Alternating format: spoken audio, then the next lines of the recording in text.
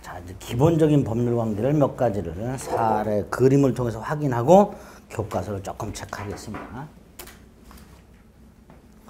자, 갑소유 땅을 을이 20년간 점유했다. 그래서 을에게는 이전 등기 청구권이 생긴다.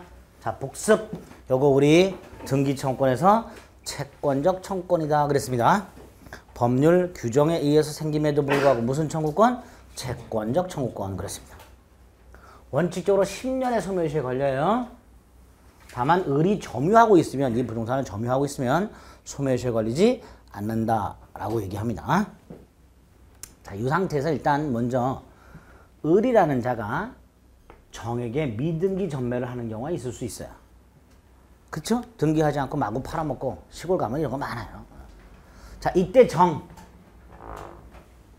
갑에게 직접 이전 등기를 청구할 수 있을까요? 없을까요? 없겠지요. 왜? 만약에 정이 갑에게 직접 이전 등기를 청구할 수 있다면 을을 생략한 채 등기가 넘어갈 거 아니에요. 그럼 합의 없이 중간 생략 등기가 되는 꼴이 됩니다. 그래서 우리 판례는 점유자로부터 미등기 전맹을 통해서 그 부동산에 대한 점유를 승계한 사람은 소유자에 대해서 직접 이전 등기를 청구할 수는 없고 을을 대위하여 청구할 수 있을 뿐이다. 이렇게 얘기합니다. 요거 하나 기억하셔야 되고요. 두 번째로 을이 갑에게 이전 등기를 청구합니다. 갑이 순순히 등기해주지 않는다 그랬어요. 이때 갑이 팔아먹는 경우에 문제가 생겨요. 병에게. 자, 병. 제3자가 나타났죠. 새로운 소유자. 근데 요거를 두 가지로 나눠서 보셔야 돼요. 첫째가 을의 시효가 완성되기 전에 소유자가 바뀐 경우를 먼저 생각해 보셔야 됩니다.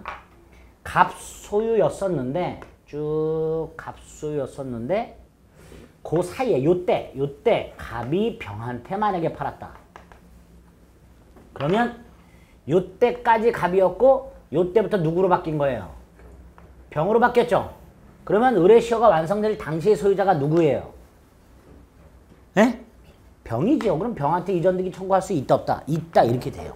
이때는 우리 판례가 시효 완성 당시 소유자를 상대로 이전 등기를 청구할 수 있다라고 했기 때문에 을의 시효가 완성되기 전에 소유자가 바뀌었을 때는, 즉 병에게 넘어갔을 때는 완성 당시 소유자가 병이니까 병을 상대로 이전 등기를 청구할 수 있다가 돼요. 반면에 이 경우 을의 시효가 완성이 된 후에 병에게 바뀌었을 때는 완성 당시 소유자가 누구니까? 갑이니까 당연히 병에게는 이전 등기를 청구할 수가 없다. 이렇게 되죠. 그렇죠? 그래서 병에게는 이전 등기 청구 못합니다. 병이 소유권을 취득하게 됩니다. 자, 그럼 이때 을은 갑에게 책임을 추궁해야 되겠죠? 자, 무슨 책임을 추궁할까? 잘 생각해 보세요. 이거 이중매매하고 똑같죠? 갑이 을에게 등기를 넘겨줄 의무가 있었는데 을에게 등기를 넘겨주지 않고 병에게 팔고 넘겨준 거하고 똑같죠?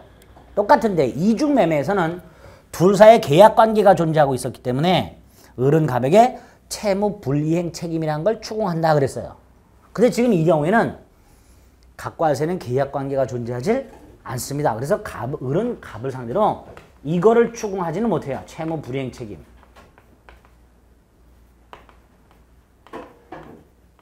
이걸 추궁할 수는 없고, 그럼 뭘 추궁할 수 있는가? 우리 판례 책임 하나 남았어요. 불법행위 손해배상을 청구할 수 있다 그래요. 뭘 청구할 수 있다고요? 불법행위 손해배상.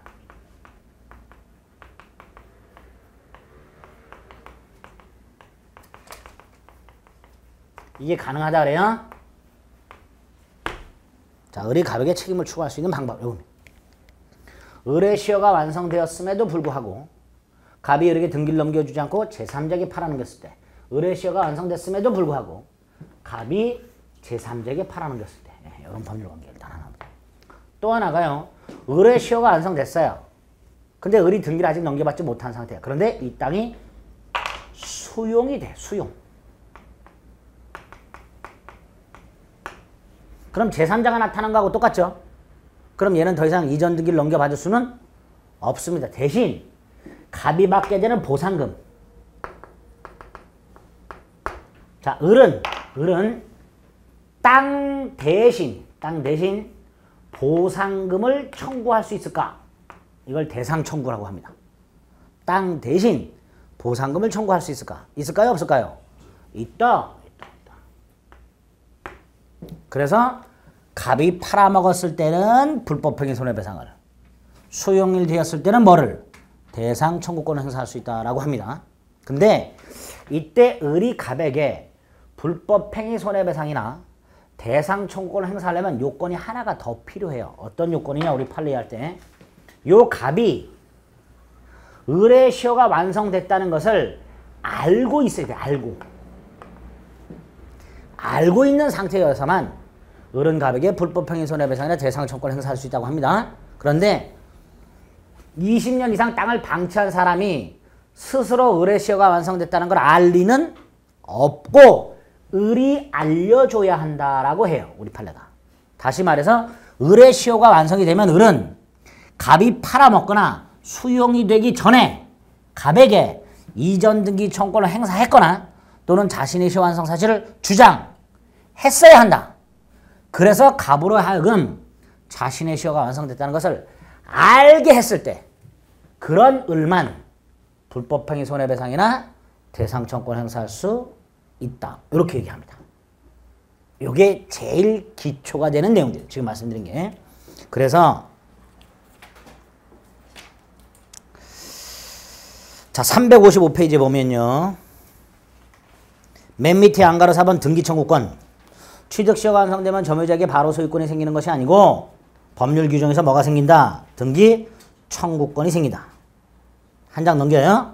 그러니까 세 번째 줄 설령 갑소유 부동산이 미등기라 하더라도 을이 바로 소유권을 취득하는 것이 아니고 갑의 이름으로 보존 등기를 하고 을의 이름으로 이전 등기를 해야 한다. 위에서 세 번째 줄. 그 다음에 동그라미 1번 누구를 상대로 해야 되는가? 첫 번째 줄 시효 완성 당시의 소유자. 따라서 시효가 완성된 후 소유자 갑이 제3자 병에게 토지를 처분하게 되면 이 제3자는 시효 완성 당시 소유자가 아닌 완성 이후의 소유권을 취득한 사람이기 때문에 그 제3자를 상대로는 시효 취득을 주장할 수가 없다라고 합니다.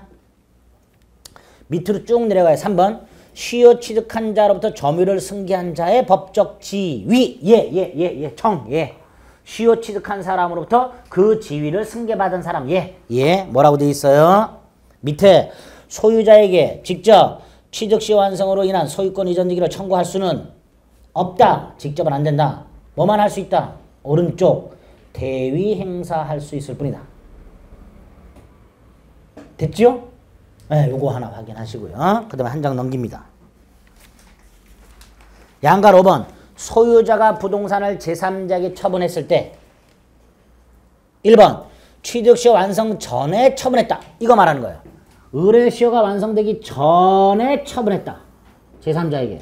그럼 완성 당시 소유자가 바로 제3자가 된다. 그러니까 그 제3자를 상대로 이전 등기를 청구할 수 있다. 취득시효를 주장할 수 있다. 이렇게 되겠죠. 그게 동그라미 1번. 그 다음에 동그라미 2번. 취득시효 완성 후에 소유자가 제3자에게 팔아먹었을 때 원칙. 점유자는 시효 완성 후 제3자에게 취득시효를 주장할 수 없음이 원칙이다. 그 다음에 니은 2차 취득시효라고 아까 말씀드렸던 거. 첫 번째 줄 끝에 가면 2차 취득시효.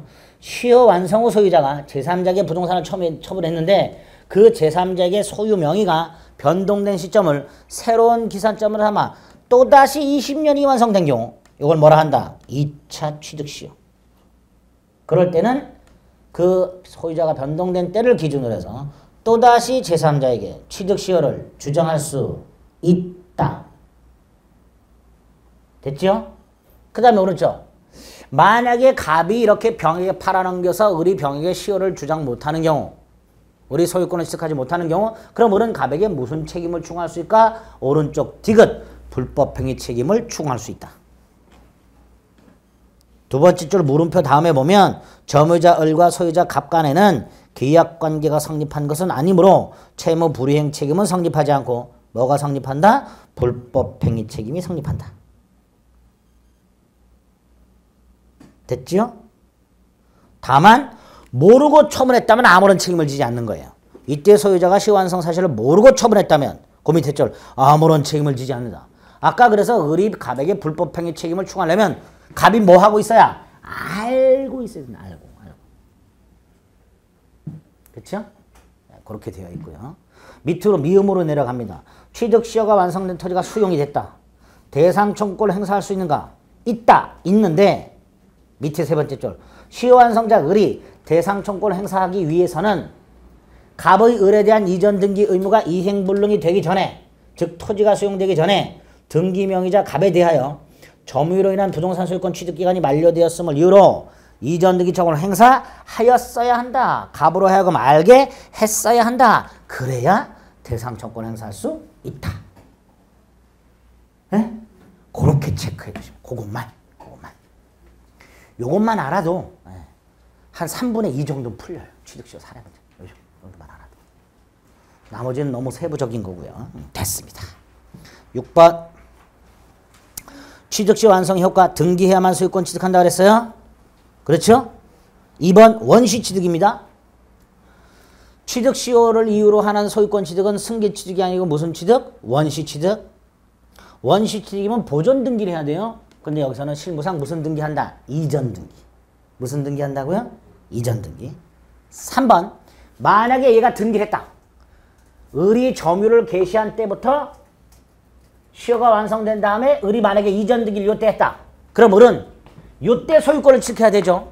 등기함으로써 소유권을 취득한다 그랬으니까 요때부터 소유권을 취득해야 되잖아요. 그렇죠? 근데 특별 규정을 줬어. 소유권 취득 효과는 점유 개시 시로 소급한다. 이렇게. 을이 등기를 해서 소유권을 취득하게 되면 을은 등기한 때부터 소유권을 취득하는 게 아니라 점유를 개시한 때부터 소유권을 취득해요. 왜 그럴까요? 만약에 을이 요때부터 소유권을 취득한다면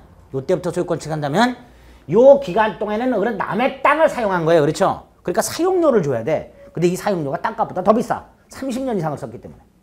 20년 이상을 썼기 때문에. 그죠? 그러면 취득시효가 의미가 없는 거예요. 그러니까 취득시효에 의한 소유권 취득은 언제로 소급한다? 점유 개시시로 소급한다. 동그라미 3번. 이렇게 되어 있습니다. 됐죠? 예? 예, 요 정도. 오늘 머릿속에 담아두셔야 될 내용이 딱 요 정도예요. 가볍죠? 네, 가볍습니다. 요 정도는 가운데 있는 3장 분량을 딱 이렇게 핵심적인만 딱 추렸습니다. 더도 말고 덜도 말고 요번 순환에는 요 정도만 기억을 해주세요.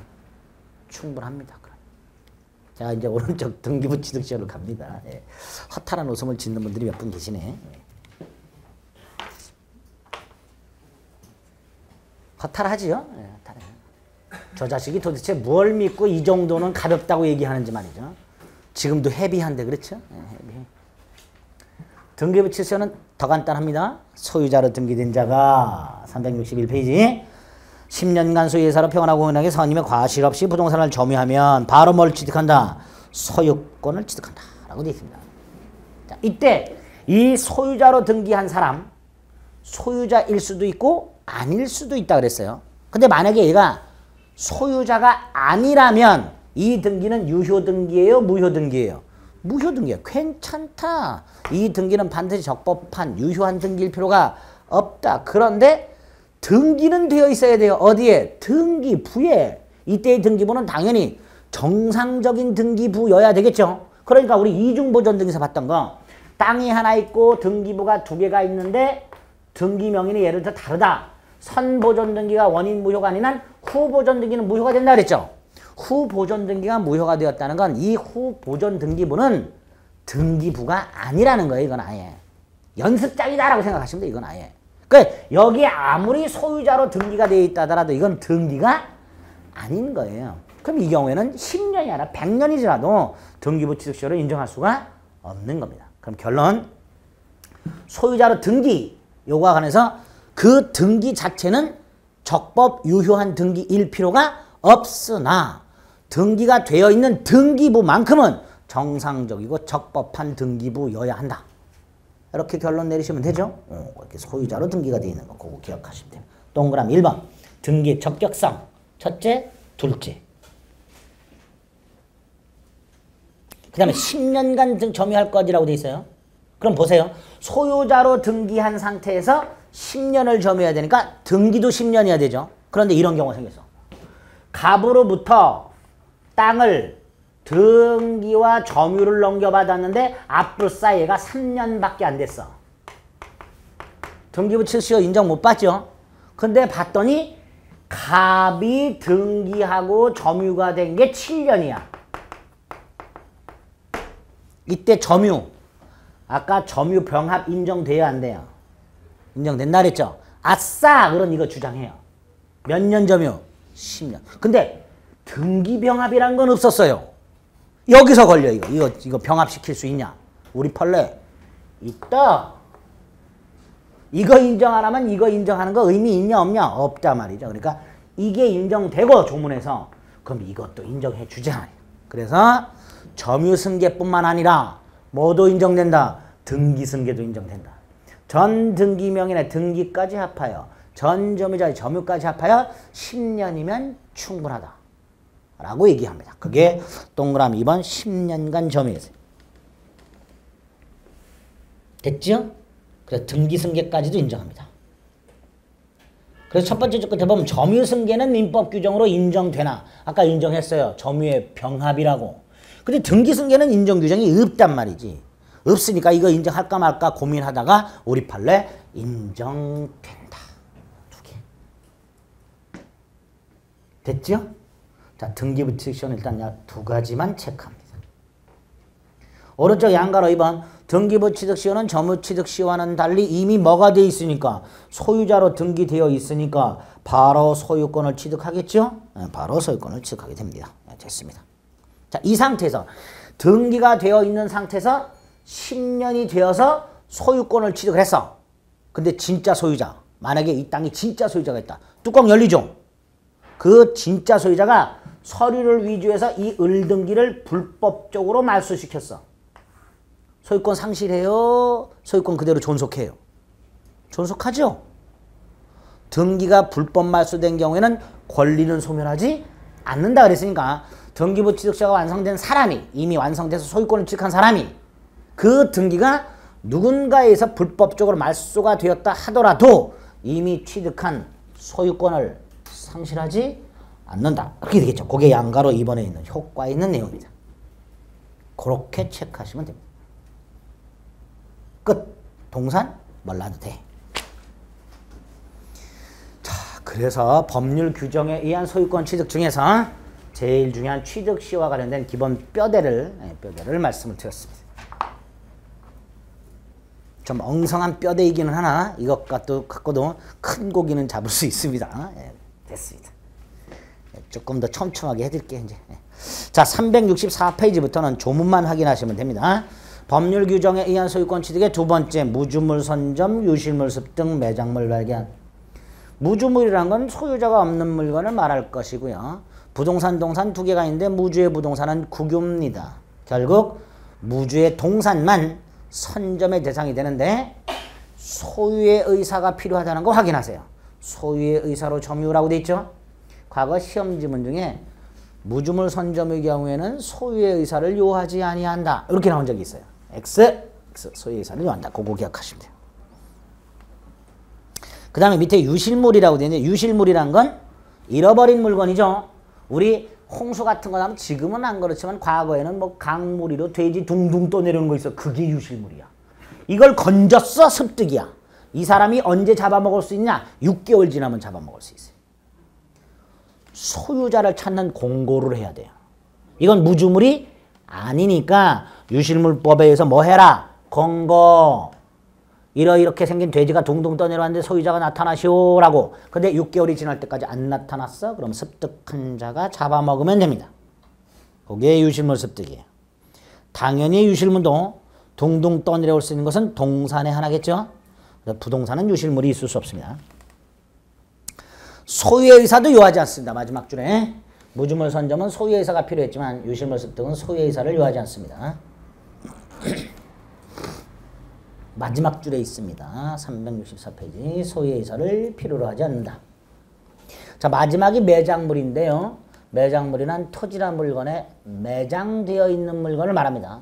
자, 이거 무주물 아닙니다. 무주물 아니니까 요 놈도 공고해야 돼. 근데 이건 1년 기다려야 돼요. 유실물은 6개월, 매장물은 몇 년? 1년 기다려야 됩니다. 두 번째로 앞에 있었던 무주물이나 유실물은 동산에만 인정되지만 매장물은 부동산일 수도 있다 라고 얘기합니다. 매장물은 뭐일 수도 있다고요? 부동산. 세 번째로 무주물이나 유실물은 점유까지 해야 돼요. 무주물 선점, 유실물 습득. 그러나 매장물은 뭐만 하면 돼? 발견. 아, 매장물이 있구나라는 걸 인식만 하면 됩니다. 따라서 점유는 필요 있다 없다? 없다. 양가로 2번. 세 번째, 마지막으로 이 매장물은요, 내 땅이나 내 물건으로부터 발견하는 경우도 있지만 남의 땅, 남의 물건으로부터 발견하는 경우도 있어요. 특히 포크레인 기사분들 생각하시면 돼요. 이럴 때는요, 그 토지와 물건의 소유자하고 발견자가 절반씩 취득한다라고 되어 있습니다. 절반씩. 이 절반씩 취득하는 게 법률 규정에 의한 공유 이렇게 됩니다. 법률 규정에 의한 공유.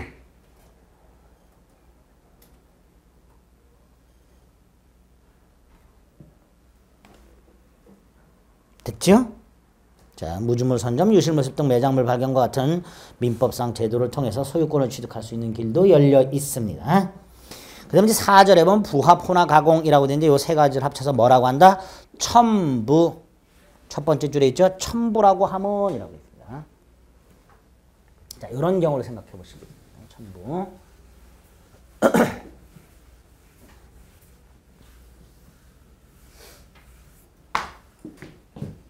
갑소유 A 물건과 을소유 B 물건이 합쳐져서 C라는 새로운 물건이 만들어지는 경우 갑이 시험 보러 갈 때까지 열심히 9월 달까지 열심히 모아놓은 민법 프린트가 있었어요.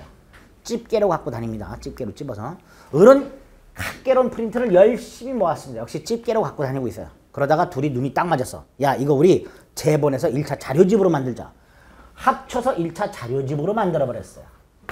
이렇게 소유자가 다른 두 개 이상의 물건이 합체가 돼서 새로운 물건이 만들어지는 거, 이걸 부합이라고 합니다. 반면에 갑소유 A 물건과 을소유 B라는 물건이 섞여서 C라는 물건이 만들어졌어요. 갑이 맥주를 한 병 가져왔고요. 을이 소주를 한 병 가져왔습니다. 그거를 주전자에 따랐어. 소맥이 하나 만들어졌어. 섞였죠? 이걸 혼화라고 합니다. 갑이 깎아먹으려고 사과를 하나 갖고 왔는데요. 을이 야, 그거 깎아먹지 말고 주스 만들자. 그래서 을이 갈았어. 이거를 맷돌로. 노력을 들였어. 그래서 사과 주스가 만들어졌어. 이걸 가공 이렇게 합니다. 합체되거나 섞이거나 노력을 들여서 결과적으로 뭐가 만들어졌어요? 새로운 물건. 당연히 원상태로 되돌아갈 수 있을까요? 없을까요? 없겠죠? 소맥.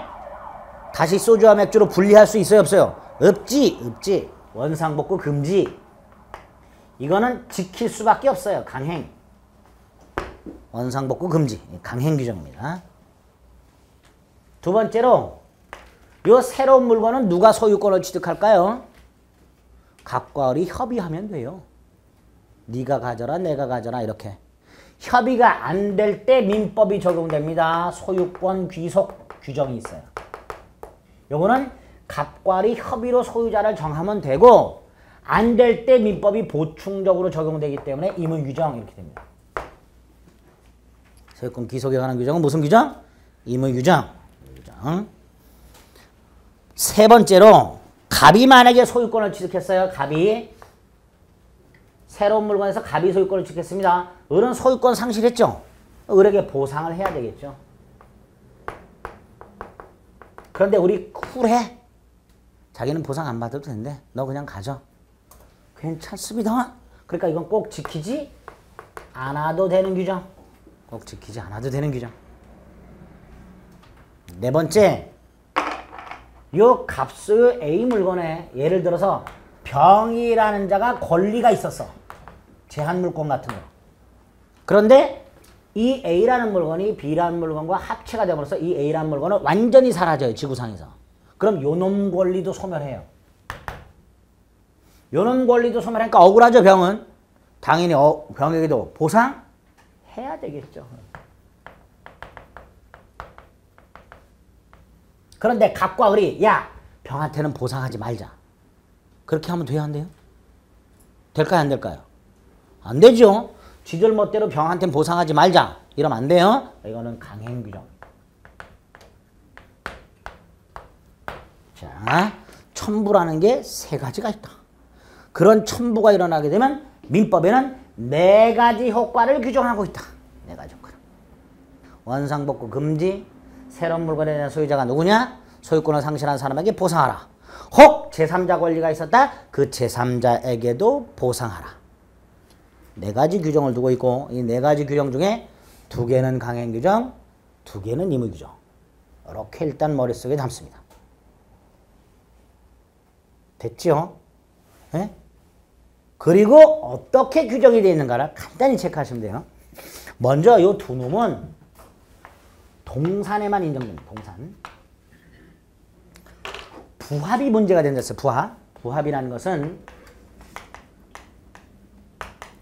부동산에 어떤 물건이 부합되는 경우와 동산끼리 부합되는 이 두 가지 경우를 규정하고 있습니다.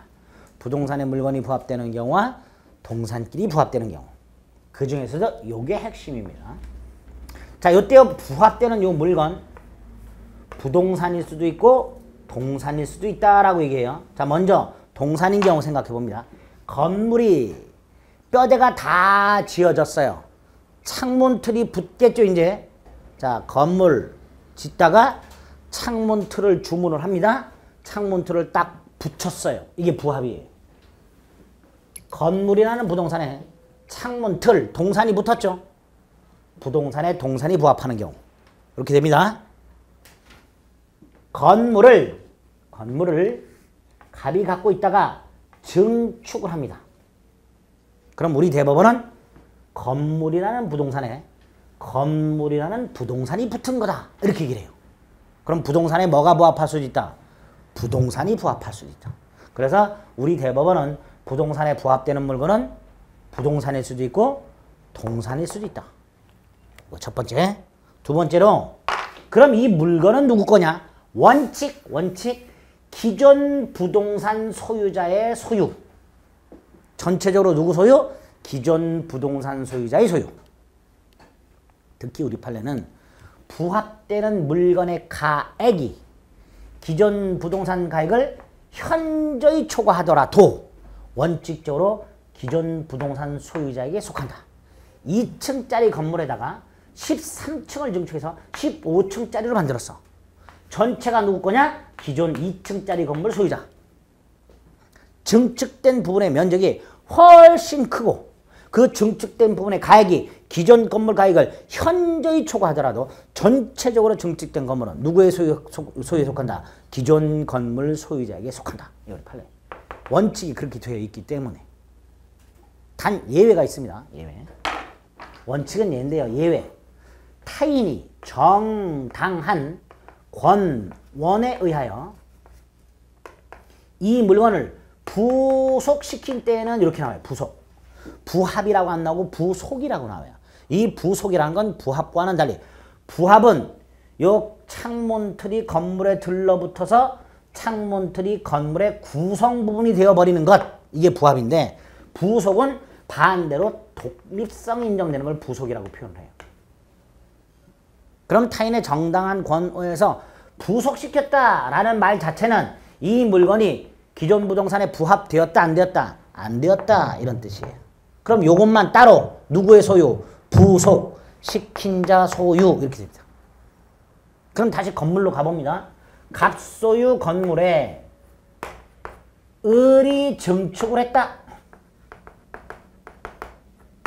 증축한 부분은 기본적으로 누구 소유? 원칙적으로 누구 소유? 갑소유. 원칙적으로 갑소유. 이게 원칙.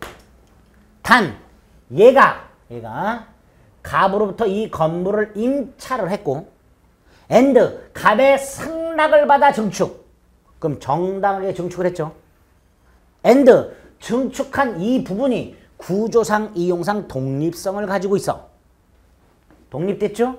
그럴 때는 증축한 부분은 기존 건물에 부합되지 않고 증축한 자의 소유. 그래서 하나의 건물을 갑과 을이 구분 소유하게 됩니다. 여기에 부합과 관련된 조문 가장 중요한 내용이 됩니다. 그래서 366페이지에 보면 부합의 뜻이 나와 있고요. 2번 부동산에 부합이 있고요. 동그라미 1번 부합물은 부동산도 포함된다가 있고요. 밑에 3번 부합의 효과 첫째, 둘째 원칙과 예외가 있습니다. 그 다음에 오른쪽 건물의 부합이 따로 나왔어요.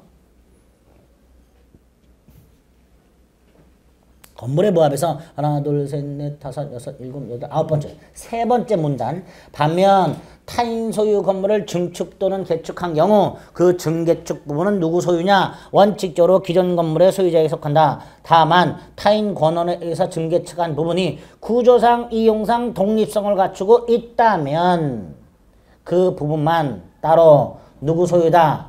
증개축한 자의 소유다. 이렇게 됩니다. 그 다음 맨 밑에 보면 동산 간의 부합. 아까 말씀드렸듯이 민법 프린트와 학개론 프린트를 합쳐서 1차 자료집을 만들었다. 이게 누구 거냐? 협의가 있으면 협의에 의하다. 협의가 없다면 주된 동산의 소유자에게 속한다. 자, 민법 프린트, 학개론 프린트 어떤 게 주? 민법이 주. 개론 시간에 물어보면 개론이 주. 그럼 주종을 구별할 수 없어. 그러면 부합 당시 가액 비율로 공유. 주종을 구별할 수 없다면, 있다는 걸 전제로 주된 동산 소유자가, 없다면 주된 동산 소유자가. 부합 당시 가액 비율로. 그리고 요걸 그대로 혼화해. 보세요. 갑, 소주와 을, 맥주를 섞어서 소맥 한 주전자를 만들었어. 주종 구별할 수 있다면 주된 동산이라 했죠? 소주가 주예요? 맥주가 주예요? 어떤 게 주예요? 소주 좋아하는 사람은 소주가 주라고 할 것이고 맥주 좋아하는 사람은 맥주가 주라고 할 거예요. 그렇죠? 그러니까 이것도 주종을 구별할 수 없다. 그러면 혼화 당시 가액 비율로 공유. 이렇게 됩니다. 마지막으로 사과를 갈아서 사과 주스를 만들었다. 원칙이 재료주의. 사과 주스는 값소요. 을은 뻘짓한 거예요. 열심히 빗돌로 갈았지만 사과 주스는 누구 거? 값소요. 그런데 100원짜리 사과를 갈아서 3,000원짜리로 만들었어. 아하, 가공으로 인한 가액의 증가가 현저하게 다액. 100원짜리를 갈아서 얼마짜리 만들었어? 3,000원짜리. 이럴 때는 예외적으로 가공자 소유. 이렇게 가공자 소유. 원칙이 재료주의, 예외가 가공자주의. 이렇게 되어 있습니다. 이렇게 혼화 가공은 조문만 간단히 체크하시면 됩니다. 됐죠?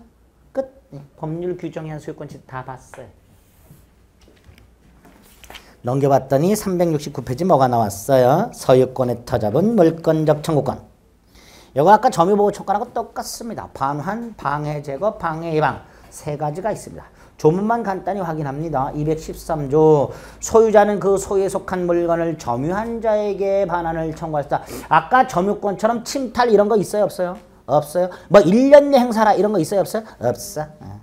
그냥 소유자는 점유자에게. 그런데 그 밑에 점유자가 그 물건을 점유할 권리가 있는 때는 반환을 거부할 수 있다. 자, 점유할 권리가 뭐죠? 번권. 당연하죠. 물건을 빌려줬어. 기간이 남았는데도 소유자가 돌려달래. 그럼 임차인이 뭐라 그래? 임차권 있으니까 못 돌려줘. 그럼 되죠. 근데 기간이 끝났어. 소유자가 돌려달래. 임차인은 기간이 끝났으니까 돌려줘야지요. 그러니까 아하, 소유물 반환 청구는 누구를 상대로 한다? 본권 없는 점유자. 누구한테 한다고요? 본권 없는 점유자. 또 하나 214조는요. 그 두 번째 줄에 예방 또는 손해배상의 담보. 여기도 또는으로 되어 있다는 거. 여기도 또는으로 되어 있다는 거. 그거 조심하시면 됩니다. 됐죠? 그리고 맨 밑에 줄에 보면 우리가 물권법 총론에서 봤던 게 하나 나왔어요.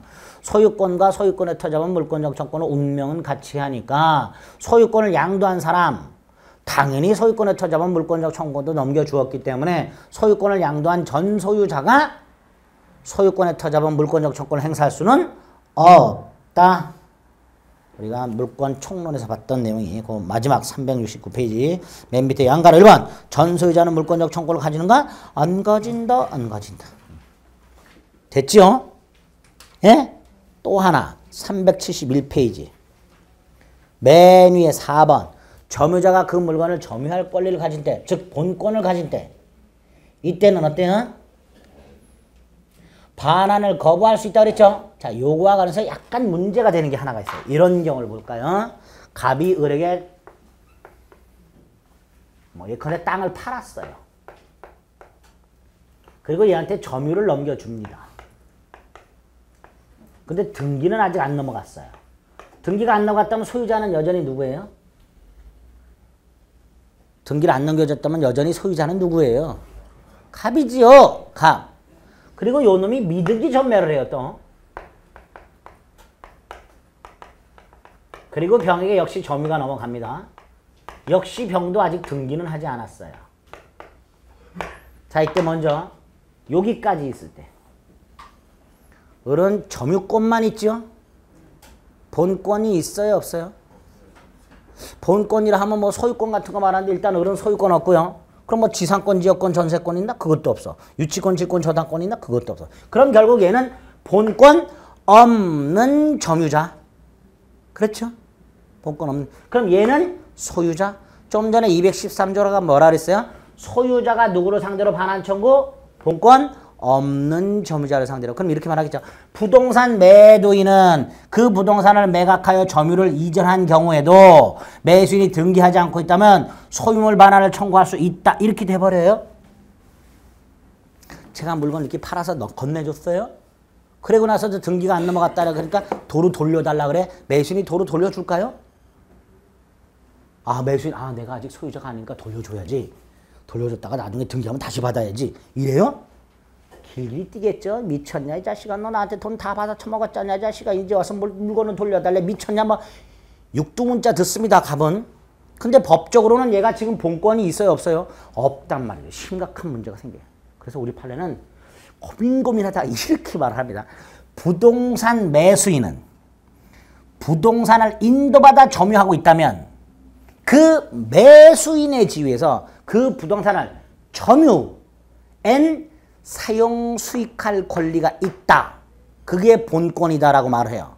그래서 사람들이 물어봐. 그럼 그 권리가 이름이 뭐예요? 말을 못해. 본권이라고 말하는데 이름이 없어. 판례가 그냥 그렇게 그냥. 얘는 대법원만 아는 본권을 갖고 있어요. 그게 뭐야? 매수인으로서의 점유 사용 수익권 이렇게 얘기를 해요. 우리 판례가. 거기에 나와 있습니다. 세 번째 줄. 토지 매수인 또는 매수인으로부터 다시 매수한 사람. 뭘 취득했다? 토지의 점유권뿐만 아니라 모두 사용권도 취득. 따라서 매도인은 매수인이나 매수인으로부터 다시 토지를 매수한 자에 대해서 소유권의 터잡은 반환 청구를 행사할 수 없다.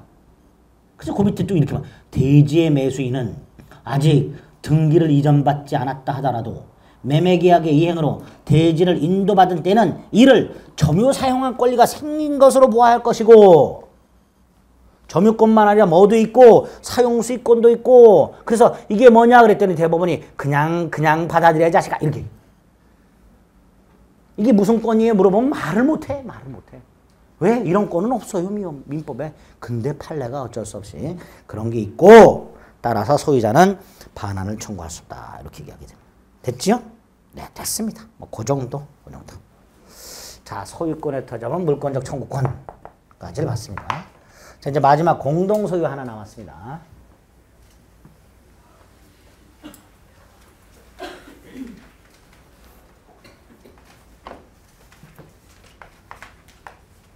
일단 공동소유는 물건은 하나, 소유권도 하나, 그러나 소유자가 여럿. 물건 하나, 소유권 하나, 소유자가 수인. 일물일권주의의 예외예요? 아니에요? 잘 생각하세요. 예외일까요? 아닐까요? 아니지요. 하나의 물건의 소유권이 몇 개? 한 개. 그러니까 일물일권주의 맞아요. 다만 소유자가 여럿 있는 거예요. 그럼 얘네들은 당연히 요 소유권을 쪼개서 갖고 있겠죠. 그걸 지분이라고 하게 됩니다. 그거를. 한 개 소유권의 불량적 일부분, 이게 지분이 되는 거예요. 이렇게 하나의 물건에 소유권이 하나 있는데 요거 공동소유 개념을 정확하게 알고 계셔야 돼요. 왜냐하면 나중에 저당권에 가면 공동저당이라고 나오는데 이 공동저당은 여러 개의 물건, 수개의 저당권, 그러나 채권자는 한 사람. 이게 공동저당이에요. 공동소유하고 다르죠? 어떻게 다르지? 벌써 이제 휙 지나갔어요. 예. 공동저당은 부동산 여러 개, 각각의 저당권, 그러나 채권자는 한 사람. 이게 공동저당이에요. 같은 공동자가 들어가 있어도 전혀 개념이 다릅니다. 이게 공동소유는 하나의 물건, 하나의 소유자, 하나의 소유권, 수인의 소유자 이렇게 됩니다. 이 공동소유가 세 가지가 있어요. 공유, 합유, 총유. 이때 요 두 개를 뺀 나머지를 다 싸잡아서 공유라고 생각하시면 돼요. 합유, 총유를 뺀 나머지가 다 뭐다? 공유다. 이때 합유는요. 동업자들 사이의 공동소유가 합유예요. 동업하는 사람들 있죠? 그 동업하는 사람들 사이에 그 동업하는 물건에 대한 공동소유가 합유고요. 총유는 단체 구성원으로서 공동소유하고 있는 게 총유입니다. 그럼 결국 합유는 합유자들 사이에 뭐가 존재하고 계약관계가 존재하고 총유는 단체 구성원의 지위가 있기 때문에 얘네들 사이에 약간 끈끈한 관계가 성립을 해요. 즉 인적 결합이 존재해요. 합유나 총유는. 그런데 이런 인적 결합이 존재하는 합유 총유를 뺀 나머지가 다 뭐가 되는 거야? 공유가 되니까 공유는 인적 결합 관계가 없는 경우를 말하게 됩니다. 두 번째, 요거는 계약 관계로 주로 해결하면 되고요. 요거는 단체 내부 규율이 있어요. 정관이라든가 규약이라든가 그걸로 해결하면 되기 때문에 민법에 조문이 몇 개가 없어요. 근데 얘네들은 계약 관계도 존재하지 않고 단체 구성도 아니기 때문에 이 공유자들 사이의 법률 관계를 해결할 목적으로 조문이 많이 만들어져 있습니다. 민법에. 당연히 시험 문제는 어디에서 집중해서 나와요? 여기서 집중해서 나오거든요. 공유에서. 그래서 공동소유 문제 한 10문제 중에 8문제는 공유 문제입니다. 그리고 합유총은 단독으로 나오지도 않고요. 공유하고 섞어서 주로 나오게 됩니다. 그래서 이제 공유를 잘 정리하시면 되는데요. 일단 372페이지에 보면 밑에 공동소유의 개념이 있습니다. 그거 살살 읽어주시면 되고요. 그 중에 오른쪽 공유를 먼저 보면 공유는 물건이 지분에 의하여 수인의 소유로 되는 것. 이때 공유는 한 개의 소유권이 불량적으로 분할되어 수인에게 속하는 상태. 따라서 일물일권주에 부합한다. 일물일권주의 예외가 아니다. 네? 그렇게 얘기합니다. 이런 공유관계도 법률관계니까 당연히 계약과 같은 법률 행위를 통해 생기는 게 있고요. 법률 규정을 통해서 생기는 경우도 있을 수 있습니다. 이때 법률 규정에 의한 공유 중에 가장 대표적인 게 상속재산이에요. 수인의 상속인 공유입니다. 수인의 상속인. 또 아파트 복도나 계단 있죠. 이걸 공용 부분이라고 해요. 이것도 공유예요. 공동으로 설치한 경계표 담 이것도 공유로 추정합니다. 주종을 구별할 수 없는 부합물 혼합물 아까 뭐라 그랬어요? 부합 당시 혼합 당시 가액 비율로 공유. 타인 토지나 물건으로부터 발견한 매장물 아까 뭐라 그랬어요? 절반씩 취득 그랬죠? 이런 것들이 다 법률 규정에 의한 공유 이렇게 됩니다. 그래서 계약을 통해 성립하는 경우와 법률 규정을 통해 성립하는 경우가 있게 됩니다. 이 공유는 공부하실 때 이렇게 나누어서 기억하셔야 돼요. 지분에 관한 것과 공유물에 관한 걸로 나눠서 보셔야 돼요. 지분과 공유물은 개념이 전혀 다르죠. 예를 들어서 갑과 을이 땅을 공유하고 있다. 땅이 공유물이고요. 지분은 요 둘이 갖고 있는 소유 비율이에요. 예를 들어 갑이 2분의 1 지분이 있고 을이 2분의 1 지분이 있다. 요게 지분이고요. 요 땅은 공유물이 됩니다. 그러니까 지분을 처분한 것과 공유물을 처분하는 건 전혀 별개의 문제죠.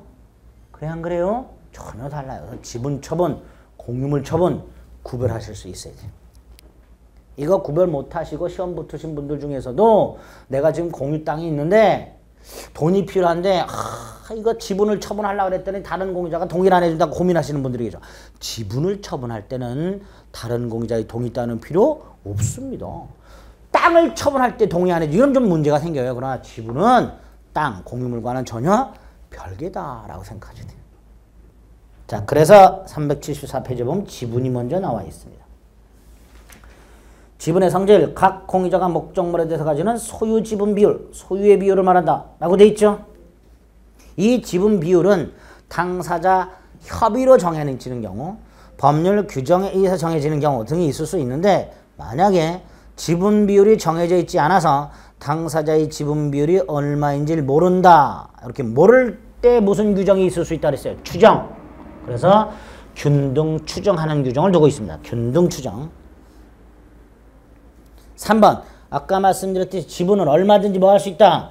자유롭게 처분할 수 있다. 두 번째 줄, 지분위의 공유자 1인이 다른 공유자의 동의 없이도 저당권 설정할 수 있다. 단독으로 자유롭게 처분할 수 있고, 처분 속에는 보세요. 아까 지분 처분과 공유물 처분이 다르다 그랬죠. 그러니까 여기다가 저당권을 설정하는 것과 땅 자체에 저당권을 설정하는 거 전혀 별개입니다. 그래서 갑이 요 2분의 1 지분을 팔아먹는 거, 이 2분의 1 지분만큼을 담보로 제공하고 돈을 빌면서 여기다 저당권을 설정하는 거, 이건 다 다른 공유자의 동의나 승낙을 요하지 않습니다. 그걸 말하고 있는 거예요. 지금 지분 처분은. 세 번째 쪽까지 읽어주시면 돼요. 오른쪽에 4번에 지분의 탄력성이라는 개념이 하나 있습니다. 탄력성은 개로매만 나오는 게 아니에요. 탄력성이라는 개념이 갑이 3분의 1 지분이 있고요. 을이 3분의 1 지분이 있고 병이 3분의 1 지분을 갖고 있는 공유 토지가 있어. 이럴 때 갑이 사망을 했다. 이 지분은 어떻게 될까요? 상속이 됩니다. 지분은. 공유 지분은 공유자가 사망하면 상속이 되는 것을 원칙으로 합니다. 그런데 만약에 얘가 상속인이 없이 사망을 했다. 그럼 이 지분을 어떻게 해야 될지 문제가 되죠. 또 스스로 공유 지분을 포기한 경우도 마찬가지입니다. 이렇게 공유자가 스스로 공유 지분을 포기하거나 상속인이 없이 사망을 한 경우 그 사람의 공유 지분을 어떻게 처리할까? 이게 만약에 규정이 없으면 예컨대 상속인 없이 사망하거나 포기하게 되면 무주의 부동산 공유 지분이 돼버려요. 그래서 누가 가져가 버려? 국가. 그런 문제가 생겨요. 그래서 267조 조문을 둬가지고요. 요 지분은 다른 공유자에게 귀속한다라고 규정을 했어요. 다른 공유자의 지분 비율만큼 3분의 1대 3분의 1, 즉 1대 1의 비율로 귀속이 돼요. 갑이 갖고 있던 지분을 반을 딱 쪼개서 을에게 반, 병에게 반 이렇게 돼요. 그럼 요 두 놈의 지분이 1에 가까워지죠. 이렇게 몇 번 공유자가 상속인 없이 사망하게 되면 남아있는 공유자의 지분 비율이 점점 숫자 1에 가까워지죠. 요걸 지분의 탄력성이라고 부릅니다. 요거를. 그게 양가로 4번에 있습니다. 자, 여기 이제 지분과 관련된 거고요. 그 다음에 공유물과 관련해서는 첫 번째 263조 공유자는 지분을 처분할 수 있고, 그 다음에 공유물 전부를 지분 비율로 사용수익. 자, 공유물 사용수익이 나왔네요. 어떻게 알아두고 있어요? 전부를 어떻게? 지분 비율로. 그러면 갑을병이 3분의 1씩 가지고 있는 이 땅은요. 갑을병이 땅을 3등분해서 각각 3분의 1만큼을 쓰는 게 아니라 갑을병 모두 공히 전체를 4개월씩 예? 그걸 전부를 지분 비율로 사용수익한다 이렇게 말을 해요. 자신의 지분 비율에 해당되는 면적만큼을 전부 사용하는 게 아니고 공유물 전체를 지분 비율로 이렇게 되어 있습니다. 263조에서 첫 번째고요. 264조는 공유물 처분 변경이라고 되어 있습니다. 지분 처분이 아니고 뭘 처분? 공유물. 그 다음에 이 변경은 이런 거 생각하시면 돼요. 이게 나대지예요. 나대지? 나대지에다가 건물을 지어. 그럼 나대지가 뭘로 바뀌어? 대지로. 공유물 변경이죠.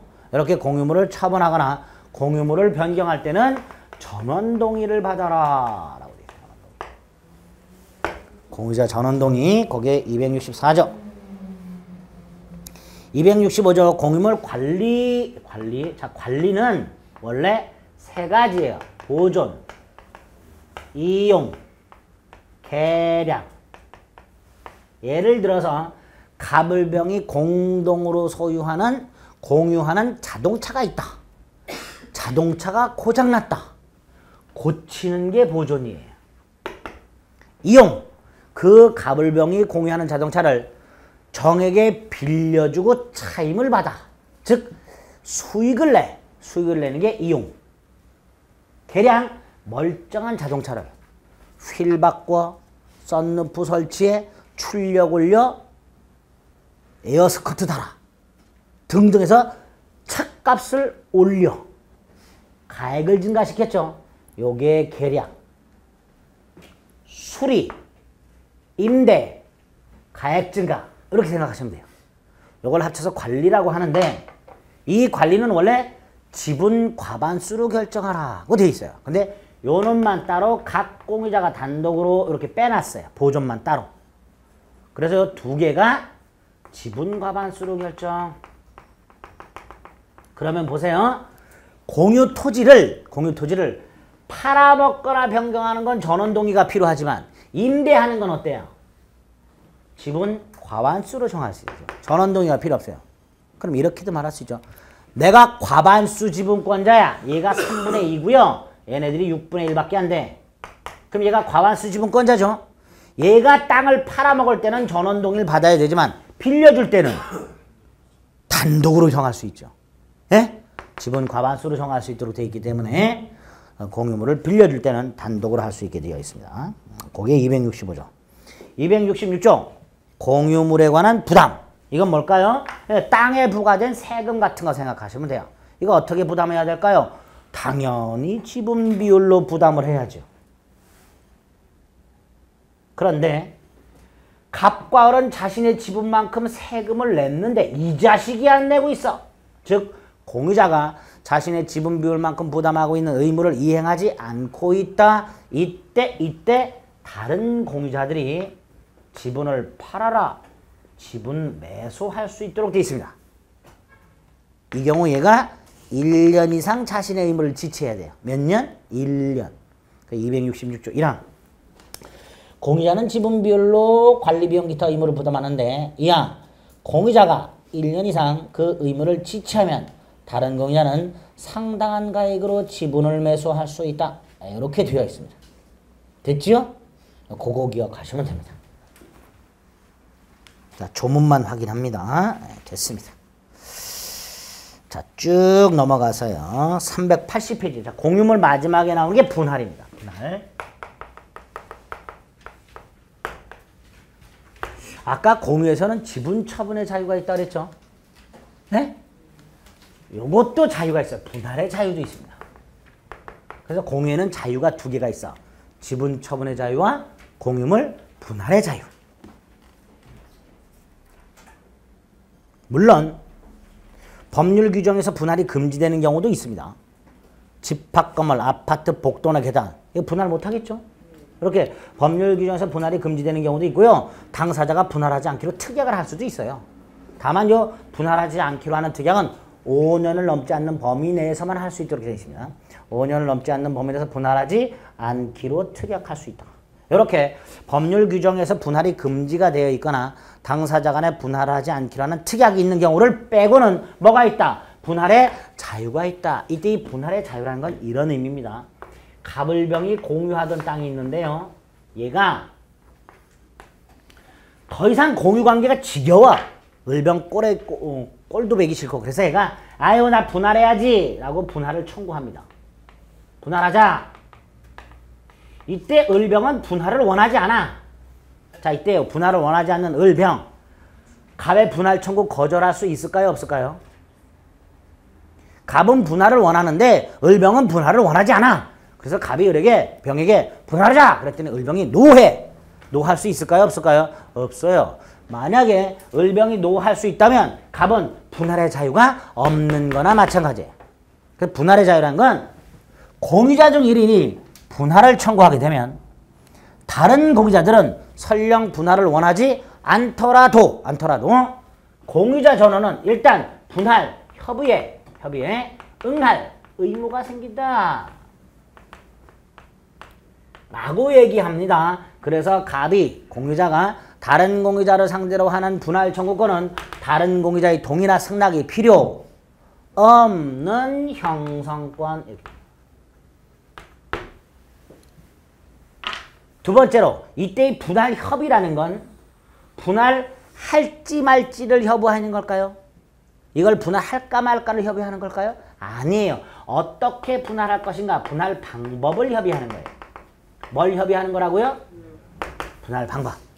요 분할 방법이 3개가 있습니다. 물건 자체를 쪼개 현물 분할, 팔아서 돈을 쪼개 대금 분할, 갑이 전부를 단독 소유하고 을병에게 지분을 돈으로 계산해줘 가격 배상. 3가지가 있어요. 현물 분할, 대금 분할, 가격 배상. 그런데 갑을병이 협의가 안 돼. 이게 협의에 의한 분할인데요. 만약에 해도 평행선을 달려 협의가 안 돼. 그럼 뭘로 가요? 재판으로 갑니다. 공유물 분할 재판으로 갑니다. 이 공유물 분할 재판에 따르는 판결, 그게 공유물 분할 판결이고요. 형성권에 터잡은 소송이기 때문에 형성 판결이라고 하게 됩니다. 그래서 이 공유물 분할 판결이 우리가 187조에서 봤던 그 판결이 되는 거예요. 그러면 공유물 분할 판결이 있다. 등기 필요 있다 없다? 없다. 공유물 분할 판결이 있게 되면 각 공유자들은 분할 판결에 따르는 등기를 하지 않더라도 분할된 각 부물에 대한 소유권을 취득한다라고 얘기합니다. 자, 이때 재판 분할은요. 우리 판례 원칙이 현물 분할이다. 근데 이거 하다 안 되면 그때 뭐 해라? 대금 분할하라. 근데 이 대금 분할하려면 법원이 공유물 분할 소송을 제기받은 법원이 경매법원에다가 경매를 맡겨요. 그래서 그 경매 대가를 쪼개요. 결국 대금 분할하기 위해서는 법원이 다른 법원에다가 일을 하나 더 넘겨주는 거예요. 되게 싫겠죠? 그러니까 최대한 뭐 해라? 현물 분할해라. 하다 안 될 때 다른 법원에다 떠넘겨라 이렇게 됩니다. 근데 여기는 이게 없어요. 가격 배상이. 뭐가 없다고요? 근데 판례가 보세요. 물건을 현물 분할하기도 곤란하고요. 경매하기도 곤란해. 그럼 법원이 이렇게 판결할 수도 있어야 돼요. 갑, 네가 다 갖고 을하고 병에게 지분을 가격으로 배상해라 라고 판결할 수도 있어야 되죠. 그런데 여기에는 그 가격 배상이 없어요. 그러니까 판결을 못해. 그렇죠? 심각한 문제가 없어. 가격 배상. 그래서 우리 판례가 이렇게 말을 합니다. 현물 분할과 대금 분할이 곤란한 경우 공유자 중 1인이 소유권을 취득하고 다른 공유자의 가격을 배상하는 방법으로의 현물 분할도 허용된다. 이렇게 말을 해요. 가격 배상 판결을 해야 되는데 가격 배상이라는 게 재판 분할은 없기 때문에 가격 배상 판결하면서 그걸 뭐라고 부른다? 현물 분할의 일종이라고 말을 합니다. 다시 말해서 가격 배상을 가격 배상이라고 부르지를 못해요. 마치 홍길동이 아버지를 아버지라고 부르지 못하듯이 여기 나와요. 네? 381페이지 보겠습니다. 380페이지. 공유물 분할의 자유. 다만 분할 금지 특약 5년 범위 내에서 법률 규정에 의한 금지도 있을 수 있다. 분할의 방법, 협의 분할, 안 되면 재판 분할. 3번, 그 판결은 형성 판결. 됐죠? 네, 그렇게 확인하시면 되고요. 분할이 되면 공유관계는 종료되겠죠? 종료된다. 네, 그렇게만 생각하시면 됩니다. 끝. 자, 공유는 요 정도고 합의하고 총유는 간단합니다. 아까 합의는 뭐라 그랬죠? 소인이 조합체로서 소유하는 경우인데 이 조합체가 단체가 아니라 동업계약관계. 동업계약관계. 각과 을이 1억씩 모아가지고 학원을 운영한다. 학원을 운영해서 건물을 빌렸다. 책상과 칠판을 샀다. 이런 게 다 뭐다? 합유. 오른쪽 합의의 법률관계 1번 합의물 처분명령 합의자 전원동의 보조는 각자가 3번 합의물 분할금지 아 공유와는 다르구나. 합의는 당사자 간에 뭐가 있으니까 동업 계약관계가 있으니까 지분 처분의 자유와 분할의 자유가 없구나. 그렇게만 체크하시면 돼요. 합의는 끝. 총유. 총유는 비법인 사단. 다른 말로 권리 능력 없는 사단. 의 구성원 소유 형태인데요. 구성원 소유 형태인데 비법인 사단, 권리 능력 없는 사단이란 사람이 모인 단체인데 설립등기라는 걸 갖추지 않았어요. 설립등기를 갖춰야만 우리나라에서는 법인이 됩니다. 근데 설립등기를 갖추지 않은 단체가 대한민국에 무지하게 많아요. 종중, 교회, 사찰, 독립불합, 입주자 대표회의, 부녀회, 동창회, 조기축구회, 심지어 일진회까지. 단체죠. 근데 뭘 안 갖췄어? 설립등기. 근데 조기축구회가 돈을 모아서 축구장 부지를 샀어. 일진회가 돈을 모아서 봉구와 쇠파이프를 샀어. 이게 누구 거냐? 이게 누구 거냐? 원래 조기축구회, 일진회 소유여야 되죠. 근데 그 조기축구회나 일진회는 뭘 안 갖춰서 설립등기를 갖추지 않아서 뭐가 없어? 권리 능력이 없어. 권리를 가질 수가 없어. 그래서 어쩔 수 없이 구성원 공동소유를 만들고 이름을 뭐라고 붙인다? 총유. 이 총유는 원래 이 단체 소유예요. 단체 소유인데 이 단체가 소유권을 인정받지 못하기 때문에 어쩔 수 없이 구성원 공동소유라는 걸 만들어놨어. 따라서 총유에는 지분이란 게 존재하지 않습니다. 뭐가 존재하지 않는다고요? 지분? 네, 지분. 이때 총유와 관계에서 2번 총유와 관계의 특징, 세 번째 줄 지분이 전혀 없다. 분할이라는 것도 인정될 수 없다. 자, 이때 총유물 법률관계에서 하나를 좀 조심하세요. 총유물 관리에 대해서 총회 결의에 의하라 이렇게 돼 있어요. 사원총회 결의. 여기를 잠깐 보세요. 아까요. 공유물 관리, 합의물 관리 중에서 보존행위는 따로 떼서 공유물 보존행위는 각 공유자가 단독으로 할 수 있다. 합의물 보존행위는 합의자가 각자 할 수 있다. 라는 특별한 규정을 따로 빼놨다 그랬죠. 총회는 그게 없어요. 그냥 총유물 관리는 총회 결의에 의한다 라고만 되어 있고 따로 보존을 빼가지고 보존은 각 구성원에 할 수 있다라는 조문이 없어요. 그래서 학자들이 뭐라고 해석할까? 총유물 관리, 그 중에 보존도 각 구성원이 단독으로 할 수는 없고 총회 결의에 의한다 라고 얘기를 합니다. 특별 규정이 없어요. 그거 조심하세요. 총유물 보존 밑에 양가로 2번.